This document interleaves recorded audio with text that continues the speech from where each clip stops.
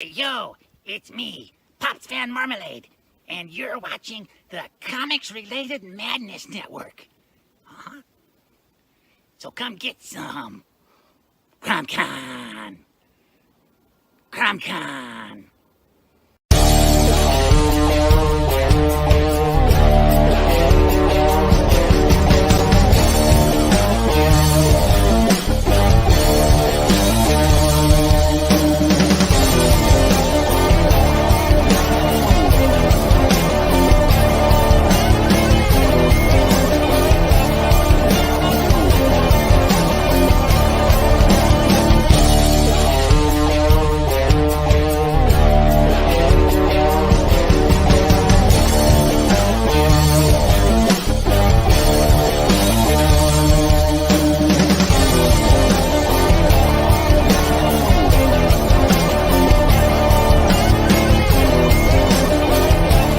Madness Entertainment Group presents the Madness Comic Network with original programming and additional comic-related content.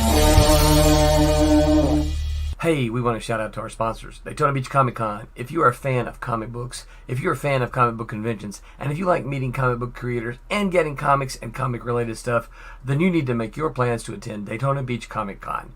This year's show is September 9th and 10th. Silverline will be there, so you should make your plans to be there too. We'll see you there. If you like comics and find yourself in the Orlando, Florida area, doesn't everyone come to Orlando at some point in time to see the House of Mouse? But when you're here, you need to make it a point to visit Coliseum of Comics, especially the one on East Colonial Drive. They carry Silverline Comics, even a limited edition Coliseum of Comics version of our comics. So, when you go, be sure to ask for Silverline Comics and tell them we sent you.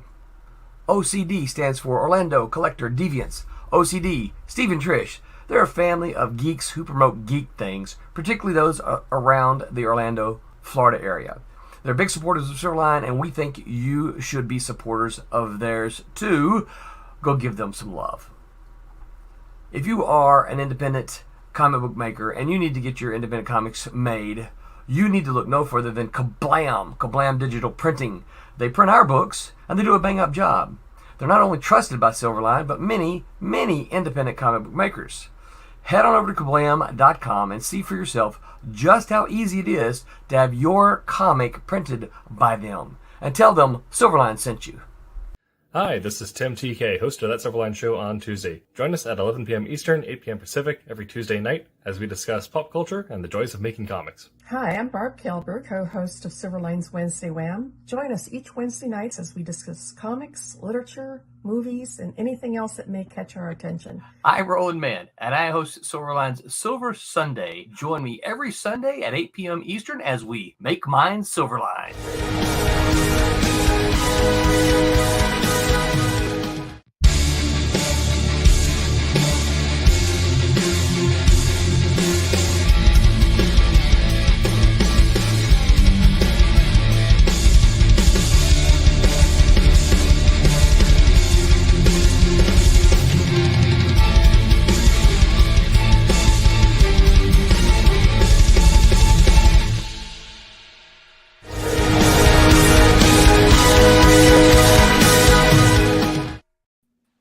Hello, everyone. Welcome to Wednesday Wham.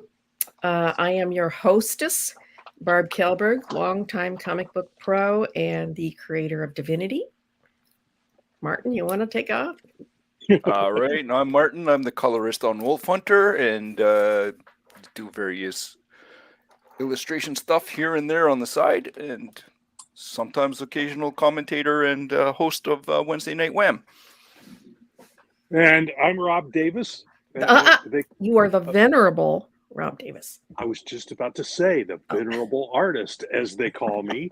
I was the penciler and inker on Twilight Grim with R.A. Jones' characters. And since then, for Silverline, I've done a cover here or there for each of the Kickstarters, and soon to be hopefully another series from Silverline. Probably sometime next year, but we can't talk about it yet. And I shall be inking that. Yes, and I'm looking forward to that. So, Okay, folks. Hi, everybody. I see you in the comments. Martin is going to run the comments tonight, so he'll be throwing you up on screen. And tonight's... We'll see if they stick. We're throwing everything at the screen, seeing if it sticks. See if it sticks. Yeah. Tonight, we are going to put on our prognostication caps, and we are going to look into the future. I can see it coming. We're going to talk about what we think the future of comics is. And to get us started, I'm going to read an excerpt of a very interesting article, and I'll pop in with 3 different points of view as we go. This is from an article on public.com, and it's called "Why Comics as We Know Them Might Soon Be a Thing of the Past." Mm-hmm. In May, Marvel announced that a number of their titles scheduled for physical release would instead be releasing exclusively to digital platforms. DC is doing something similar as part of their recently unveiled Digital First program. Subscribers will have access to new stories every day on their phones and tablets, rather than needing to go get them from brick and mortar institutions. The thinking is clear. In order to save comics, we might need to kill them first. What's your opinion on that, you two? Wrong. In order to save comics, we have to kill them first? Yeah, no. Well, that's a little hyperbolic, I think. Yeah, yeah. But the question. Go ahead. I think killing them is a bit extreme. I think there's a happy medium there. Yeah, well, and that's probably where it's going to end up. Yeah. Is in the middle. I think. Well, I think in some ways, yes, comics as we know them will die, but they'll morph into something else. Comics today that are being printed are not like the comics that came out in the 1930s, 40s, 50s, 60s, so on. They're changing, and that's just part of the medium. It's like movies. The movies made today aren't like the ones made back in the early 1900s when movies first came out. So yeah, it's morphing, but I don't think they'll go entirely away. They will die. That seems to be Augie Blick Jr., a longtime journalist. Yeah, I guess. Yeah, he's a long-time journalist. A longtime journalist on the comic book. He says comics are due to have a major change the way every other entertainment media has in the last 2 or 3 decades. Newspapers are dying. Magazines are fading from the shelves. The movie industry has suffered from a series of incidents now, but let's start with home theaters and DVDs. Streaming disrupted both television and movies. Even video games don't use cartridges or CDs much anymore. And what's changed about comics in the last 30 years? Comics lost the newsstands, but that's about it. It's that kind of thinking that dooms all sorts of companies and industries. Now, that's one extreme. He has a very extreme view. There's 3 other points of view that I'll bring up later, but his is pretty fatalistic. Yeah, I don't think he's right.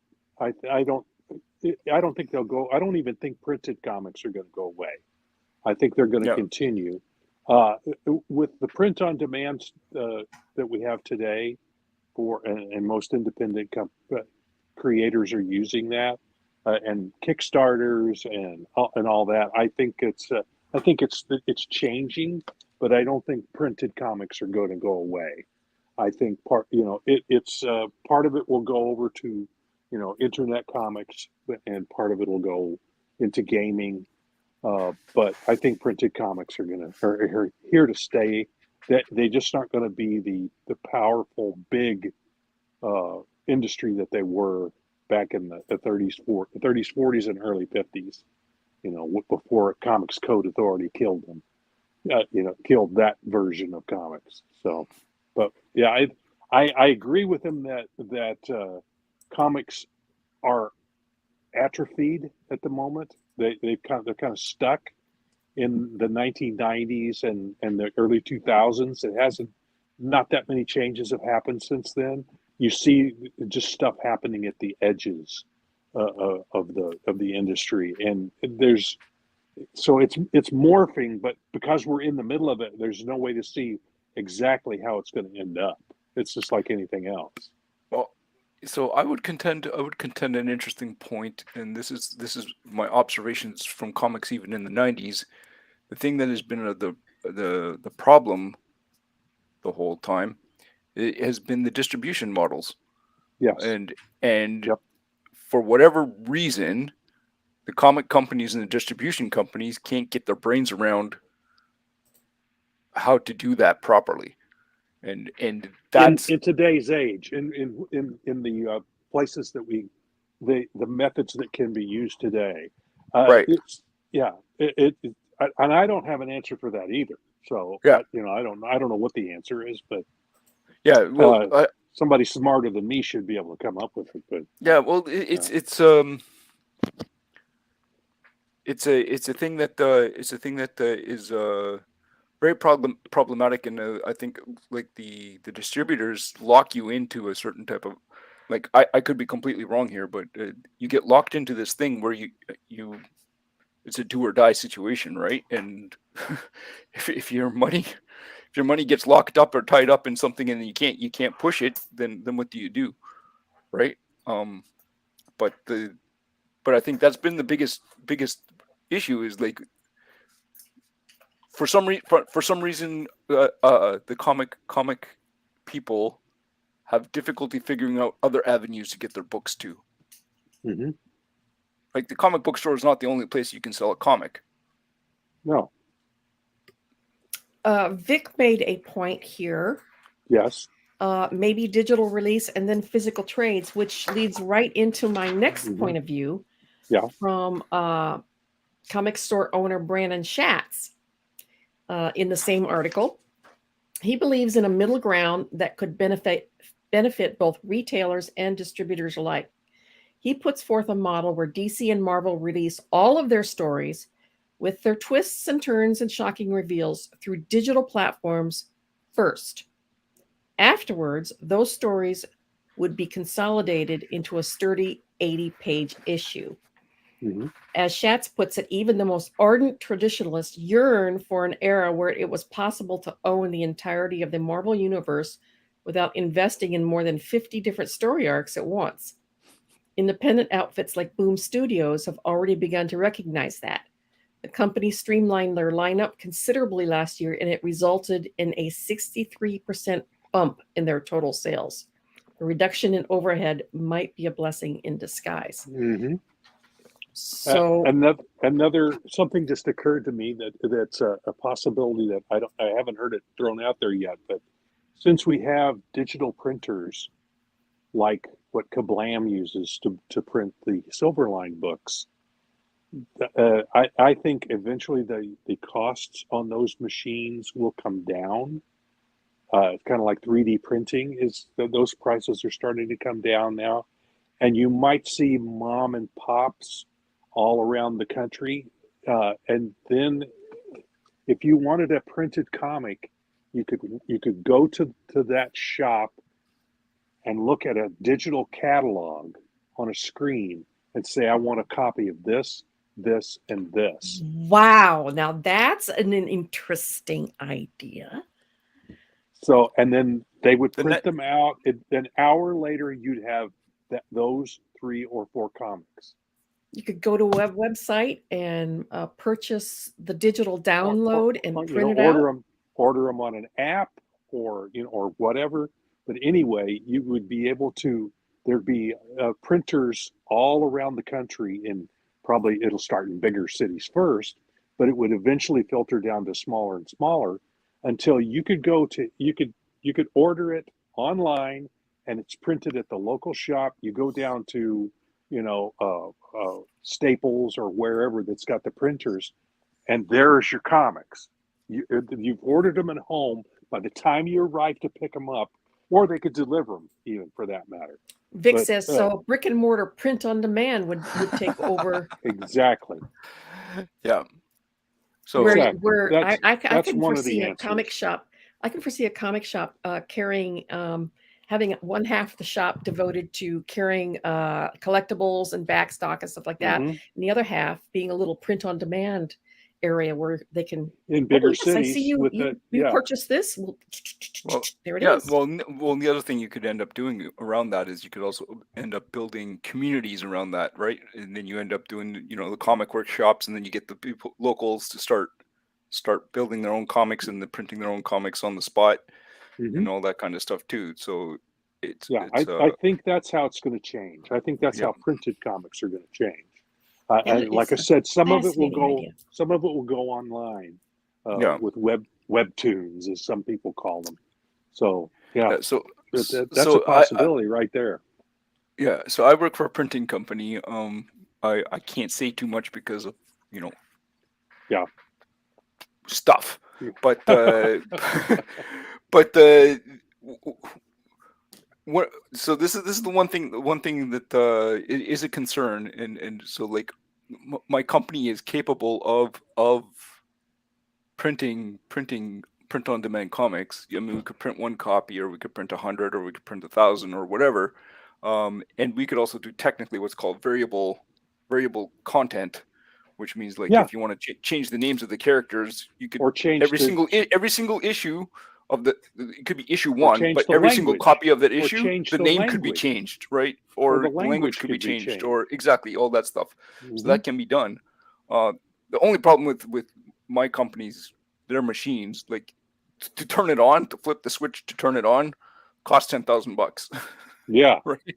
So I'm very curious as to how our friends at Kablam do make their money. I'm not sure how it costs for them to flip the switch for their machine. So they obviously have to gang up their runs. But I'm very curious. But yeah. So let's say 20 years in the future, what would the situation with paper be, though? I mean, wouldn't that become, it's already becoming a high-priced resource. Hemp Ooh. paper. It lasts longer. It's better quality. The only reason we use paper pulp today is thanks to Randolph Hearst. He owned paper mill. He owned paper mills that were used wood pulp, Well, and bamboo that's that could- part of. Yeah. Bamboo's another one that could be used. That's fast-growing shit. Once you get it started, Yeah, you can't kill it. that's another one. But you can grow marijuana, the non-smoking kind. But the whole thing with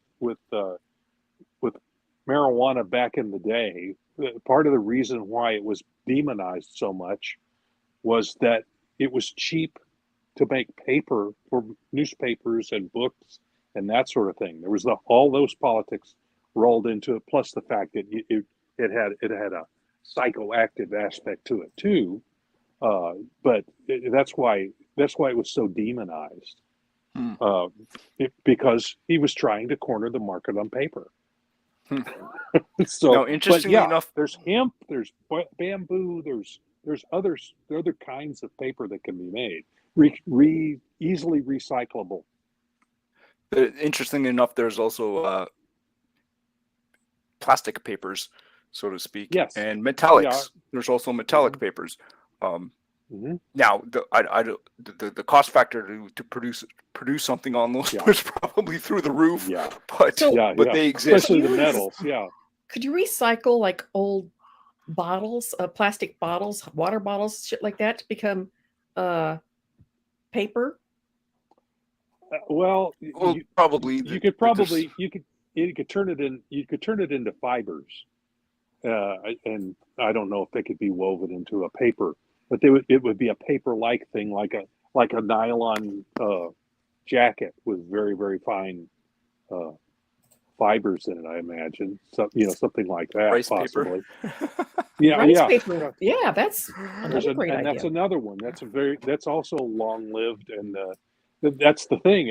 Especially if you're printing collectibles, hemp doesn't break down it doesn't have the acid in it wood pulp has. But Pop says So- it doesn't hold ink well. So, Well, but that can be worked out. Yeah, that's an alloy type of thing. You what other fibers can you combine it with that will absorb the ink? And what kind of inks can you use that might work better with they would it? have to You know, discover that's a scientific problem that could be solved.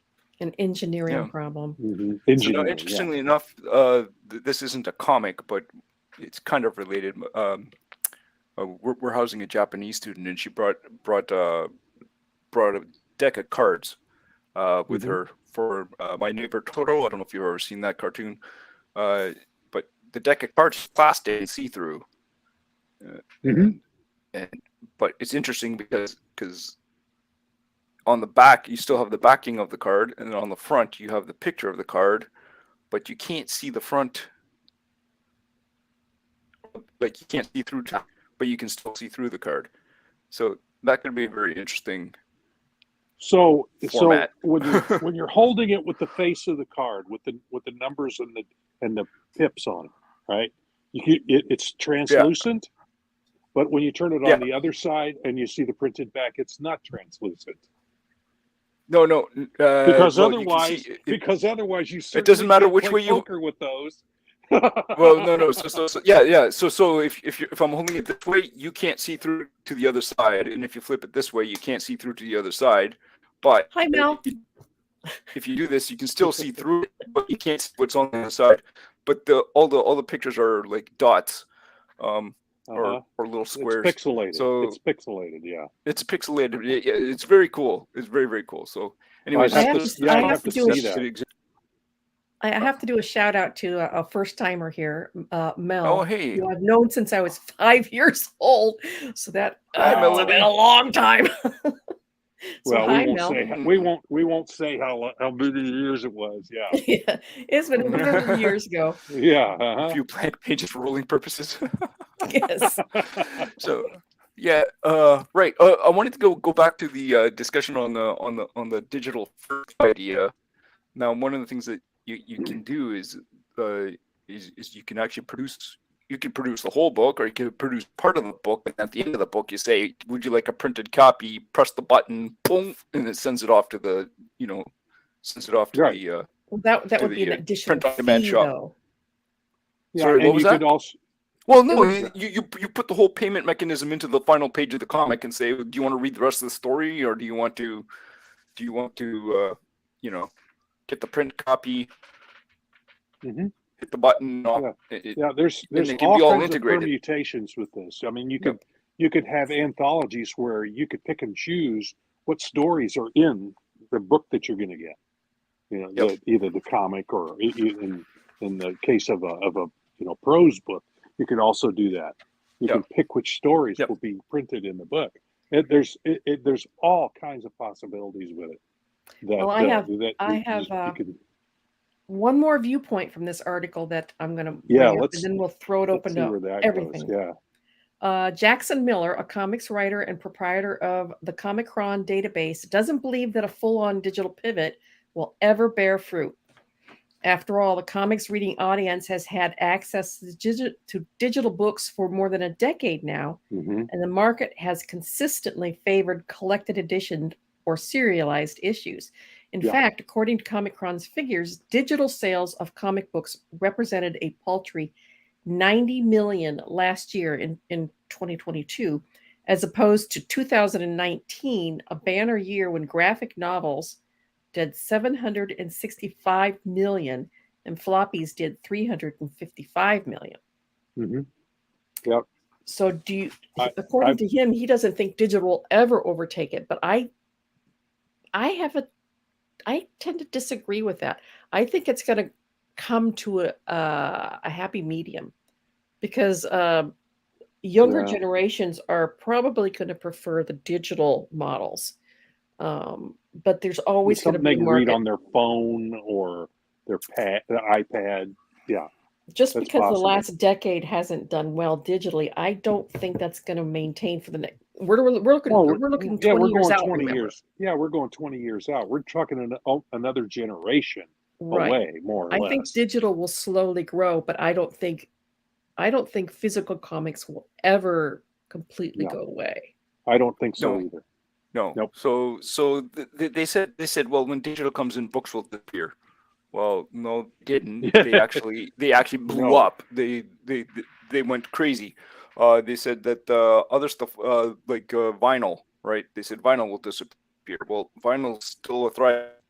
It's a subculture, but vinyl is a thriving business, and it hasn't gone away.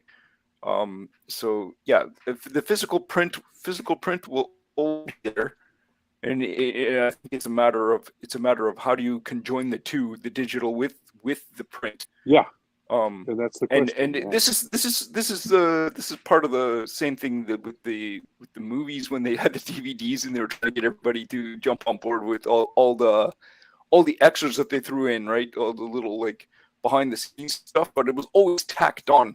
Let's throw this in just as a possibility, and it always looked rushed and kind of ad hoc, and just it never felt authentic. But with comics, you can, in the digital space, you can add a whole bunch of stuff if you wanted to. Again, it's a lot more work. And I'm going to posit the theory that with advances in AI and digital shortcuts, it's so much faster for me to ink and color than, I mean, I only inked before. Coloring is digitally is all new, but it's even faster for me to ink digitally than it was to do it physically. And I can see 20 years in the future, shortcuts automatically built into digital art that will animate it and make it even easier. Or you set up and I don't like AI art. Let's put that out there right now. But what if you had your own AI program? You could program in your own characters and then pop them into scenes. Well, yeah, they're pretty much there now. I know. So I don't know if you've seen the stuff that's coming out that you can now actually like script it up, and people are making comic books with AI already. But they look like it though. They look like they're poorly done. They look like the computer. Yes. They're crap. And doing a panel by panel, you have to be able to tell. I can see it becoming a tool for someone like me or Barb or Martin to use to help, and we would shape it right with art. You would use that as you feed it the information, it gives you something back, and you go, okay, no, you got to tweak it this way, and you would continually tweak it until it got. So I don't know that it would speed things up all that much because you got to go through that process, but it would. I mean, if you practice at it enough, I guess it's like anything else. It would get pretty quick. It's like you're talking about inking digitally. I have tried doing some inking digitally, and it's just difficult for me to do. I can't quite. It's slow and tedious for me to do it digitally, but I could whip something out on a piece of paper really quickly. Already on an iPad, you can work on Procreate and you can animate it. Yeah. I can see, here's my prediction for 20 years from now. Okay. Yeah. Yep. I predict that go ahead. we will be seeing virtual reality comics. Yeah. That's my big prediction. Yeah. That's another avenue for comics to move into. I don't think printed comics will go away. Just aspects of it will move into other media. But it works along with Rob's theory of digital downloads. Can you imagine a digital download in virtual reality, reading your comic book in virtual reality? It would be a totally immersive experience. You would be living in your comic. Yes, you'd be living in the comic. Well, you'd be in it. In 20 years from now, that device that you're pointing out there is probably going to be embedded there Yeah. You're going to be seeing it on your or be something like that. yeah. You So it'll know, be where it's yeah. projected on the glass. Mhm. I mean, we've already that Google Glass tried that and it didn't work very well. Well, But yeah. that's These will be your early grandfather's days. digital. Yeah, but that's the point though, that yes, we could get to the point in the next 20 years, maybe 30, where you could actually immerse yourself in the story. You could become an observer in the story or even act in the story. So yeah, So here's the question. but that's not comics to my mind. That's something else Well, that it's morphed into. so the question is how far do you take it, right? So if you wanted to say like, okay, like plays, stage plays is a format. So if you were to do digital comics in the space of where you are actually in the comic, so to speak, you would then have to take the tropes of comics and then you'd have to stop yourself from moving it to animation, right? Or moving it to whatever. So then you'd be standing there and you'd be seeing speech balloons and you'd be seeing, Well, you'd have to kind of draw a line and say, okay, What's animation and what's comics? right. Yeah. Yep. So you would have to kind of like, okay, well, this is what this thing is, and then, but if you twist it and tweak it and twiddle it, then are you living in a living animation, or are you living in a living movie? Like, where does the line get drawn, right? Like, where do you want? I can see having glasses that will project the comic on the lenses, so that they're right there, and you just click next page, click, click, click, reading. Mhm. That would be cool.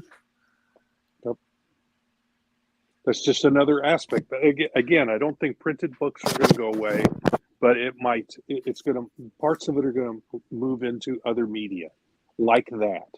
And just the thought came to me that if you're getting into that 3D world, the artist would have to conceive the whole scene. If you're inside, say it's a panel and it's set somewhere, if you're in it, then you walk into it and see all the other stuff that's going on around.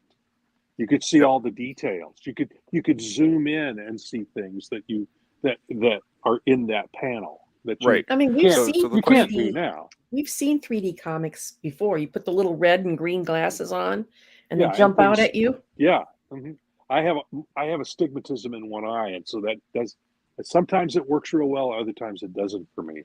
So some people have difficulties with that. And then there's some that are done polarized, where the light's polarized with the glasses, so that creates that works a little better for me. But yeah, there's different ways to do that. It wouldn't be that much of a jump to throw that into like I said, a virtual reality glasses and just click through and read it. I think it would be fascinating. And that's just another. It's just another delivery mechanism. Right. It's another distribution model. Yep. So just so you know, so we're talking 20 years in the future, but technically this can be already done now. If you download a copy of Blender, you could set up comic panels, so to speak, that you could walk around in if you wanted to. You can set the different spacing and stuff. You could have the word balloons popping up and whatever, and you could actually technically already build that now. Yeah, now the question is the work factor. How much work is it? Right. Everything comes down, and that's where AI probably comes in. Would probably speed up that whole process. Now, virtual reality is expensive. But with everything, one of these days, everybody's going to have it, just like when DVDs first came out, it was like, oh my God, or VHS. Everybody switched from VHS to CD. I'm never going to CDs. That's just too far in the future. No. Now CDs are gone, and now it's streaming. Oh. Yeah. So now, were there any other interesting points coming out of that article? Pretty much. Well, here's the closing one. Why do we continue to think that comics is the one media darling that will never change? Every other form of entertainment has built up a huge digital angle, often surpassing the hard copy form.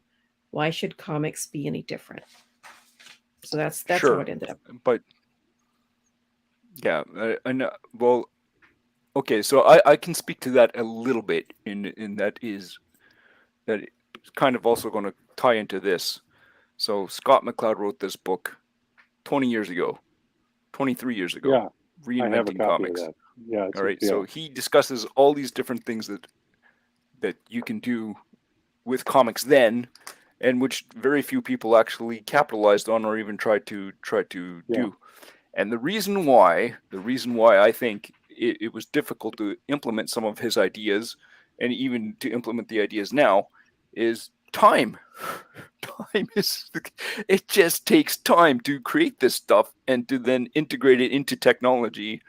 And it's like, how much time do you have, and how fast do you want to get something out, at what quality?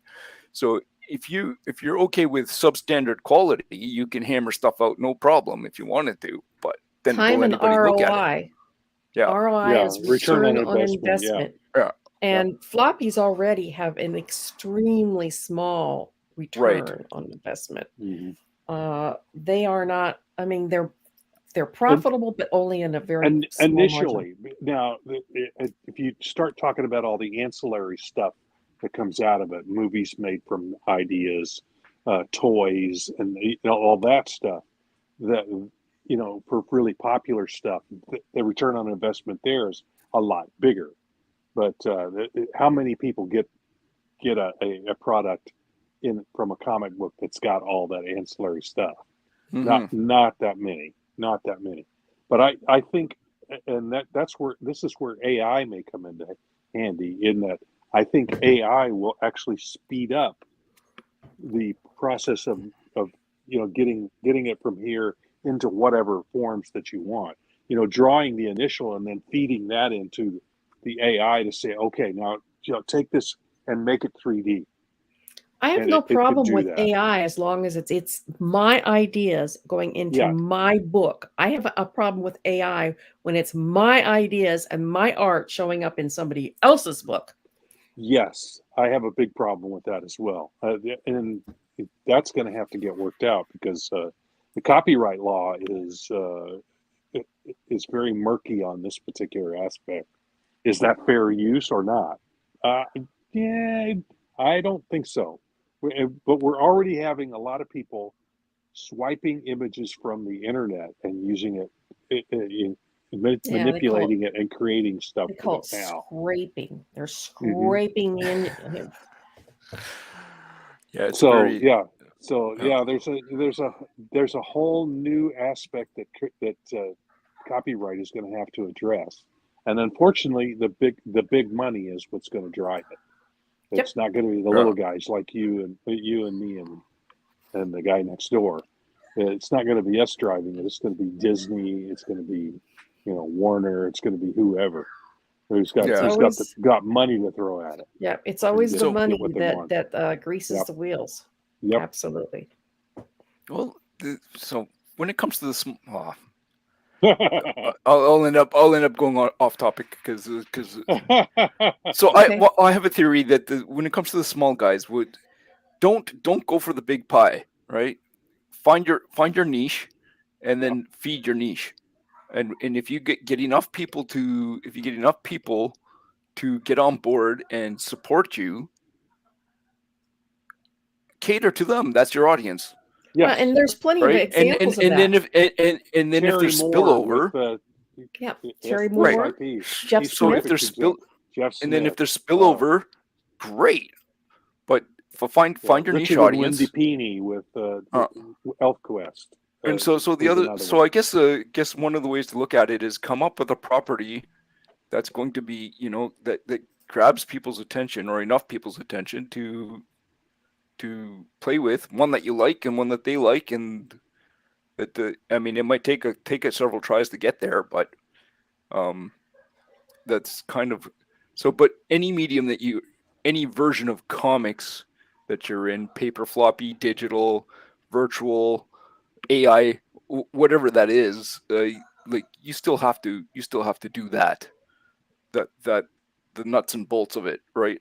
You have to come up with a catchy idea Yeah, that sparks people's imagination, gets them right. interested. Yeah, that's the trick. And that's my big prediction here is what's going to happen is DC and Marvel are going to disappear. That's my Ooh, prediction. you heard In it Oh, I here, 20 think so years, too. folks. DC and Marvel are not going to be here. They're going to be gone. No, They'll be well, replaced by. I really think, as we know them today, they're gone in 20 years. yeah, They're well, already dying, but well, I think they'll and morph into and something else. I will argue the reason why. And the reason why is the people who are there running the show don't know what comics are, Right. right? They don't know the history, they don't know what they are, they don't know why they exist, they don't even know what they're about. So how can you And create they anything? forget the basic of what a good comic is, and that's a good story. Yeah, That yeah, I see it's They go for the gimmick. since the 90s, it's been all about how much money can we squeeze out of each book. 9 covers, and Silverline does this too on their Kickstarters. We have multiple covers. But how much money can we squeeze out of a smaller and smaller amount of people collecting the books without concentrating on telling decent stories? Now, there are still yeah, decent stories coming out from Marvel and DC. I read a few of them, but for the most part, the really interesting, well done stories are coming from smaller publishers and independent yeah. people. Yeah, and so I think Marvel and DC are as I've said since the 90s, they're both snakes eating their own tails. You know, They're just well, going to eventually pop. They're gone well, because they've eaten themselves. well, there- ah, I mean, could go so off topic here, so that Uh-huh. Well, we're okay. talking about the future. So, That sounds like the all future right, to me. okay. So, Japan does something right, which is something interesting that they do that we don't do in North America. And what it was is they start comic series and they let the comic series grow with the audience that picked them up when they started, and then Ooh, yeah, so like Harry Potter. So if you're 12 years old when you picked up a certain series, the artist was writing to you as a 12-year-old at that time. So he might be 20, right? And he's going through stuff that you're relating to as a 12-year-old, but then as he's getting older, that 12-year-old is following that storyline. The stuff becomes more mature as it goes, right? But it's a contained Yeah, it's a universe. Yeah.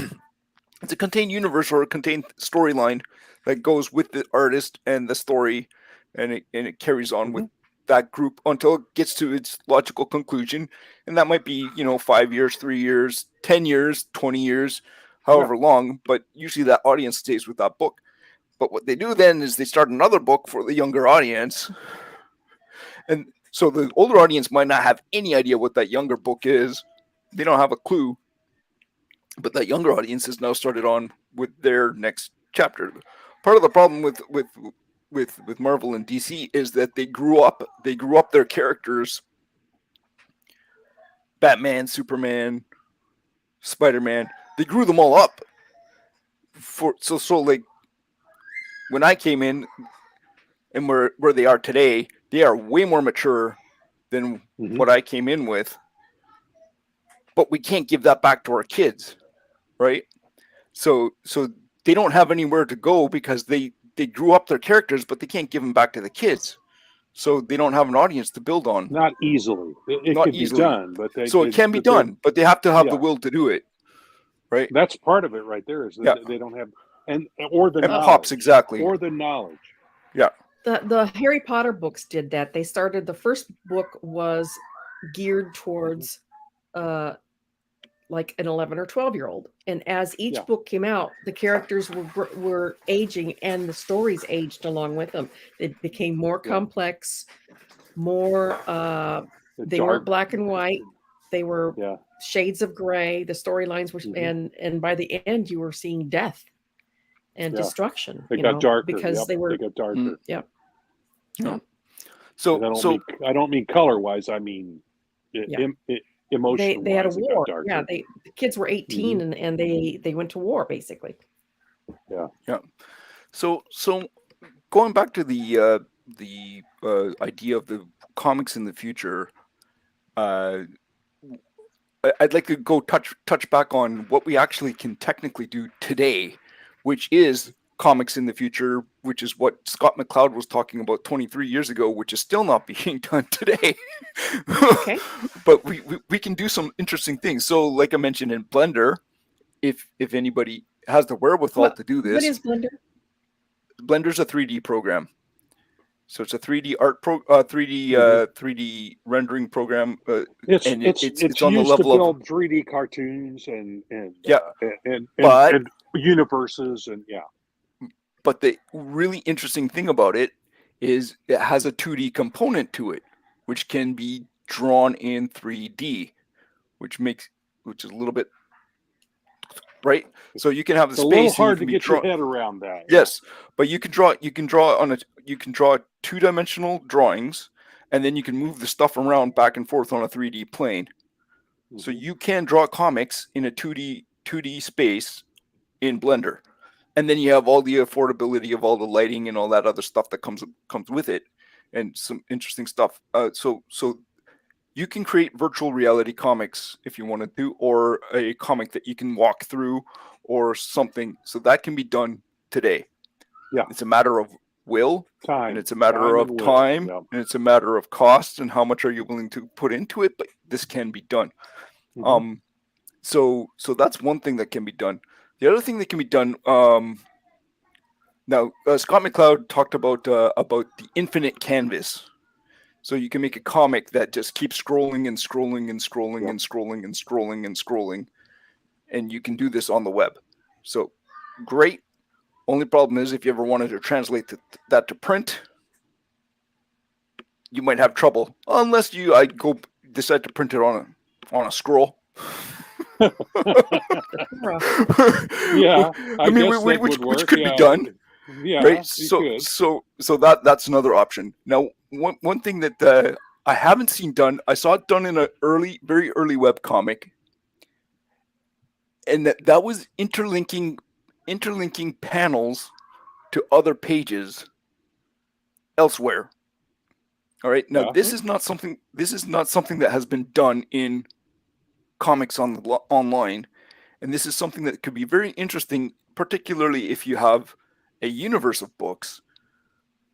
You could technically end up writing a story where you have characters in one running along in your storyline, and then you decide, you know what, now we're going to, in this particular panel, if you click on that panel, you're going to launch that character into another story, which now takes you somewhere else. And then you can launch it from that story into another story, and that you can follow those characters from place to place. Build your own story. Build your own story, or you could have something happening in the background in that one panel, and you go, "Wonder, they just ran through that panel. Where are they going?" Right. You click on them, and you go where they're going. So exactly. So you can do that kind of thing. Right. So now, that's again, done by a committee for sure. Yeah, you'd have to have a lot of people involved, I would think. Sure. Or somebody who's got more brain power than I've got. So one idea that I've had that's been floating around for years, and I've never got around to executing it, is like you could have the same scene seen in 3 different comics, right? And then you could rush click on it. Yeah. Click on it, and it takes you to the other story. And then if you want to return back to that other story, so this can be done in a web space. Right. Sure. And then, but each of those can be contained with different artists. And then you have at the end of each story, print my book, right? So these are the kinds of things. So there was one comic back in the day where it was a web comic, and he had different panels that if you clicked on the panels, you either went like kind of either behind the scenes or you went into another room, and there would be a story that was going on behind the scenes, and then you could come back to the top layer. And so I don't remember how successful that was, but I haven't seen a lot of people doing that kind of a Brings thing. a whole new meaning to crossover. Exactly.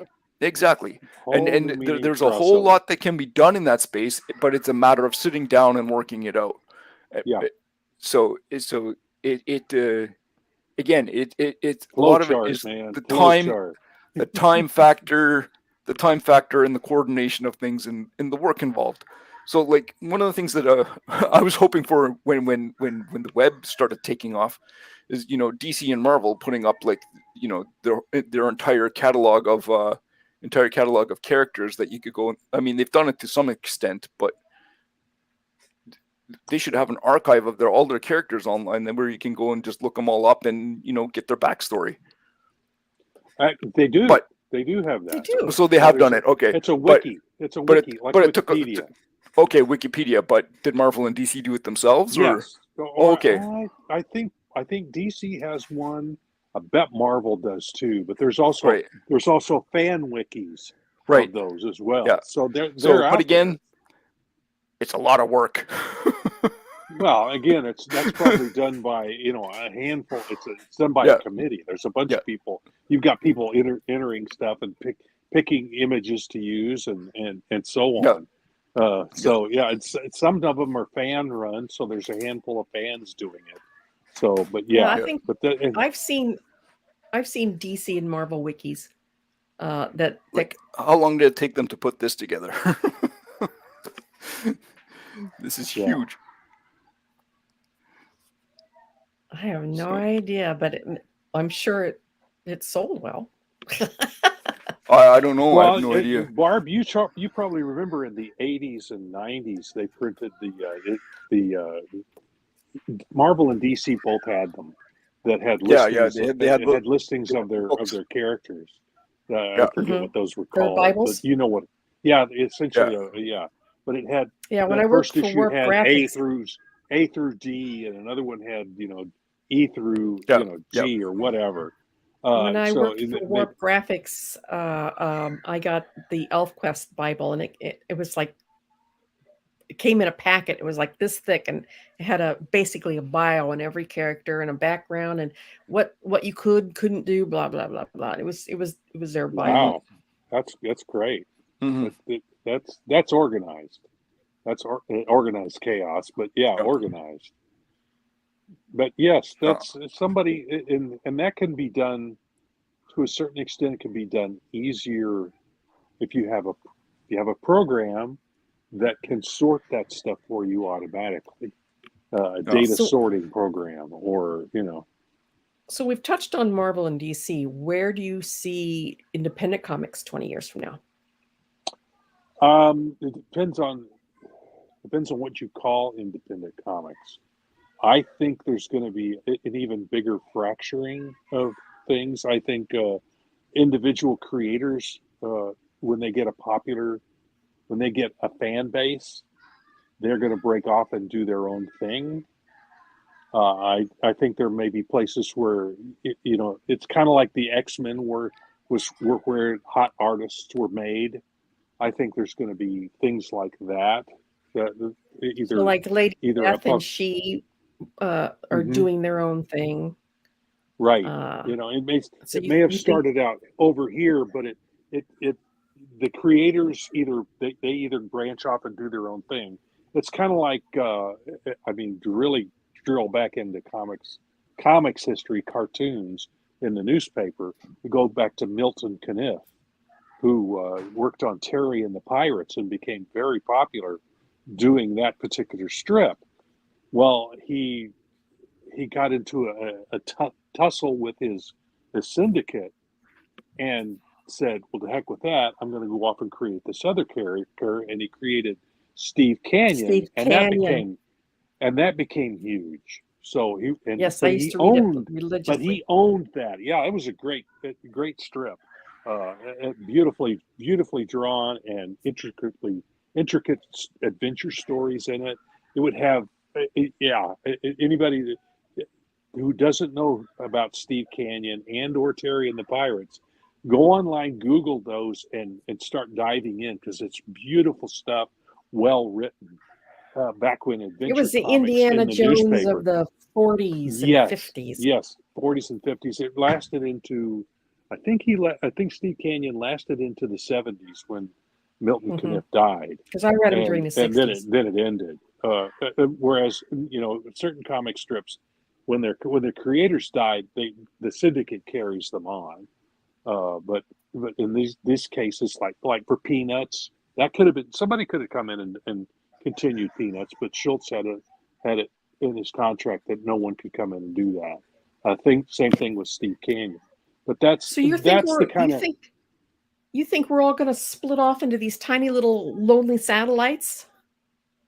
I don't think all of us are. I think it's like any other industry. You're going to have a lot of people who are going to make a little bit of money, and you're going to have the big names, the ones that are able to split off and do this stuff. They will create a fan base somewhere, and then they will break off and do their own thing elsewhere, because it'll be in their interest to do it that way, and there'll be ways to do it. So that's what I see. I mean, that's just taking what's happened in the past and extrapolating it into the future. So print on demand has really changed the face of the industry. I can't imagine that would not continue, and in some ways morph as well. I'm not quite sure how. But, I can't predict where that's going, because I do think, like I said earlier, about how it's going to become less and less expensive to have the printing press. Well, and it could get smaller, and it could be less expensive to do it with. So again, you might get down to the mom and pops stories. Who knows? You could. I have a Brother Pro downstairs in the home office, and that sucker is about, I don't know. Mine's about 3 foot by 2 foot, and about a foot and a half high. I can see in the future a printing press that you could buy, probably close to that size, set it up on your desk in your home office, and print your own books. Yeah, it would have to, if you're going to do printed stapled books, it'd have to be a little bigger than that. But there are places where you can get, you can go to Staples or Kinko's and get books printed with they can be stapled. They can have the spiral bound in them. I mean, that's all done now at those places. Why couldn't print on demand comics be done in those sorts of places? A chain. Do you remember old Venerable Rob and myself back when the thought of having a home computer was completely science fiction? Yes. I mean, and a computer in every home on the desk? How about a computer in everybody's pocket? How about a computer in everybody's pocket? I have more power. There's more power in my phone than Apollo 11 had landing on the moon. I mean, that was There's more Star power Trek in stuff. that. Yeah. This is a communicator. This is a Star Trek communicator I have in my pocket. Yeah. It's just, where we've gone. So it's, I think that it's going, the prices and the cost and so on of doing these things is going to go down and down. Same thing with 3D printing. I think we're eventually going to get to the point where we're real close to having replicators like the ones in Star Trek. And you talk about disrupting society. When that happens, all hell is going to break loose. Because if somebody creates a machine that will recreate itself, and depending on how it's done, doesn't cost much, it is going to completely undermine a capitalist economy. it will undermine it completely. So then you have Terminator, the next thing in the line. yeah, I mean, it could go all of it, Skynet, depending on how it happens. But I think it's going to get to the point where even it'll eventually be in the hands of corporations. But it's like trying to trap a genie. That genie is eventually going to get out of that bottle. And well, 5-10 years ago, AI was total science fiction. Mm-hmm. And that's and AI is going to contribute to that, because AI is probably is going to get us closer and closer to those replicators, like in Star Trek, where you walk up to a thing, Earl Grey tea, hot, and out pops a cup with hot Earl Grey tea in it, and it's not been done in some kitchen and then zipped up to you. It's actually been created right there in front of you. The cup and the water with the tea in it and the whole thing has been created for you right there. That will undermine the economy. Well, I don't think that's going to happen in the next 20 years, but I think it's going to happen. Any last words before we wrap it up for the night? Because I haven't had supper. Oh yeah. So okay, well I'll be quick then. I'm gonna. I'll jump in here with a couple of thoughts. Hopefully they're insightful. Or well, So there are things that can be done today, which I would call futuristic comics, because they're not being done right now. So it's just a matter of will and a matter of want of whether or not people are going to do those things. So that's one thing. The other thing to think about is, what is a comic, right? And perhaps one of the things that to think about for moving 20 years into the future with comics, if you have the foresight to do so, sit down and think about, what is a comic, how do I want to deliver it, and what other mechanisms can I deliver it in, or where. And like, do I always have to print it in a floppy? Do I have to print it in a graphic novel? Can I print it on a scroll? Can I print it on a cup? Can I print it in, what toilet paper? Sure. But what mechanism is there to produce it in? Yeah. And you don't have to stick. So, one other idea that I haven't seen much of is augmented reality. I've seen some Star Wars books in the bookshop where they've had that incorporated into it, but I haven't seen any comics do it. So, like, if you had an augmented reality comic and then you stick your phone up and then it's, projecting a 3D image of some sort that you can see that's incorporated into the story somehow. But again, it takes work. It takes work. But it's like virtual reality. Yeah. Very similar. Yeah. So if someone is thinking about the future of comics, I would say sit down and think about, like, okay, what is how do I maintain? That's what it gets down to. Yeah. How do I maintain what comics are, and how do I deliver that in a different environment? And that's where the head scratching comes. And can you do it? And that will get worked out.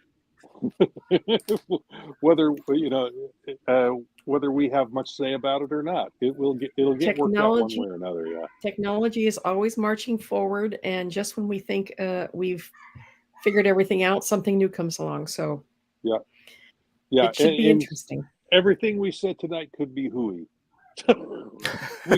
we could be nowhere near what actually happens, but these are all possibilities. And in fact, my best prediction is whatever we said tonight, a very small amount of it is actually going to come true. Something else that we cannot possibly predict will happen. So that happens quite a bit.